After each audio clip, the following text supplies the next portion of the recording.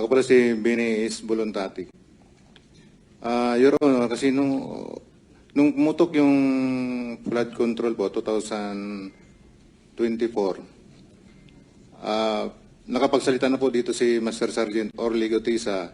Ngayon, maraming nagliligaw sa amin. Ano po? Nililigawan po kami na hindi na po kami magsalita para manahimik na lang po. Una dyan, pinapatawag kami sa Sino po Rapors. ang lumiligaw sa inyo? Si dating Chief of Staff, Nick Torre po. General Torre po. General Nick Torre. Yes po, Your Honor. Anong klaseng panliligaw naman ang ginawa sa'yo? Siyempre yung nanliligaw, kumbaga sa babaeng nililigawan, kung ano-ano ang ino-offer, kung minsan may bulaklak, may tsokolate, pinakikita ang kagandahang loob, lalaki, para lang maibig mo. Anong klaseng panliligaw ang ginawa niya? Una, Your Honor, kinausap kami na pirma ng affidavit na walang bisa namin yung mga sinasabi ni Orly Gutisa po.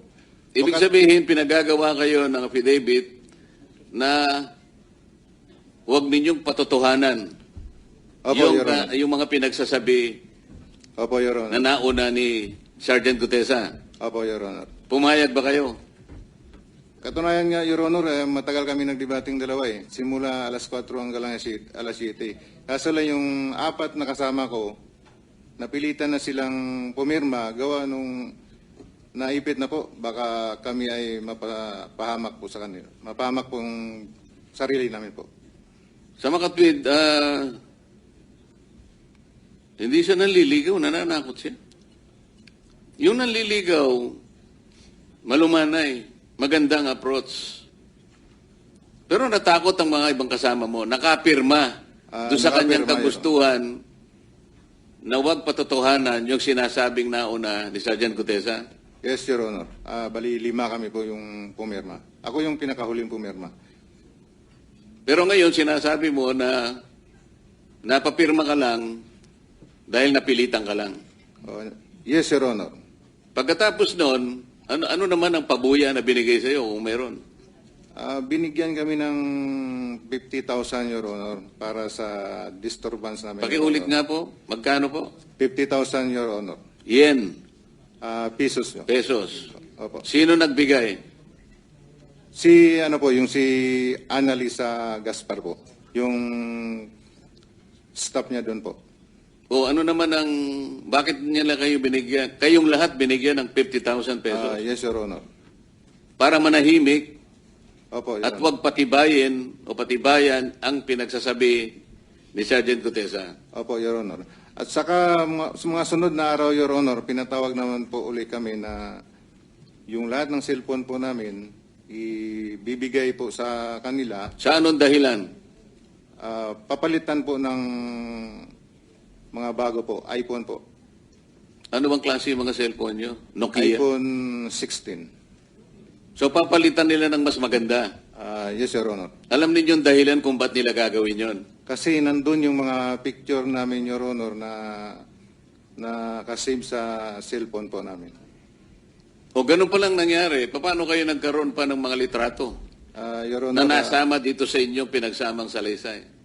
meron po kaming nakasave sa iCloud po namin. Nautakan mo rin siya, di ba? Yes, Your Honor. Kahit babasagi po yung cellphone ko, pwede ko po i-restore sa isang cellphone po. Pinapatunayan pa ba ninyo yung sinasabi niya sa kayo po? Your Honor, Pangalan po? Rosebert Topan. Idagdag ko lang po, ito po yung cellphone na binigay sa amin. Anong pakisabi mo kung anong klase ng cellphone para ma-record? iPhone 16e, 128 GB. Magkano yan sa ngayon? Hindi ko, mga 30 plus siguro, Your Honor. Ano? 30 plus. Hindi sila marunong, 30,000. hindi sila marunong manligaw? Tapos, Yes, Mr. President. Chairman, one question. Sir, brand new nung binigay sa inyo. yes, Your Honor. Yeah. May I ask the staff mamaya yung, ano tawag doon? IME. May number yan eh. Pag, IMEI, oo. Your Honor. try lang natin i-trace baka kung saan nila binili at paano it's our duty here na sundin lahat ng ebidensya. So we'll try to do a forensic din. Kahit namin hindi lahat or kung sino hawak yung bago. Tulungan nyo na lang kami kung alam nyo yung sinasabi ko. Sige po. Thank you, sir. Dagdag ko lang po, Your Honor. Gusto nilang makuha yung dati kong cellphone kasi marami po akong nakasave doon na mga picture. Pero dahil po sa Marines po ako, wise, ibang cellphone po yung binigay ko. Kaya na-save ko po yung mga picture. Sabi nga nila, Mr. President, nagtatalit-talinuhan man ang matsing, nauutakan din. Tama? Punta tayo ulit doon sa mga mali-maleta na binibigay ninyo. Dinadala mo. Kanino ba galing yung maleta na dinadala nyo sa bahay at mga lugar na pag-aari ni former Speaker Martin Romualdez na pinsang buo ni Senator Jaime Marcos? Your Honor, yung mali-maleta po na binibigay po kay Kong Saldi galing po sa ibang contractor po na nauna po na naimbestigahan na po dito.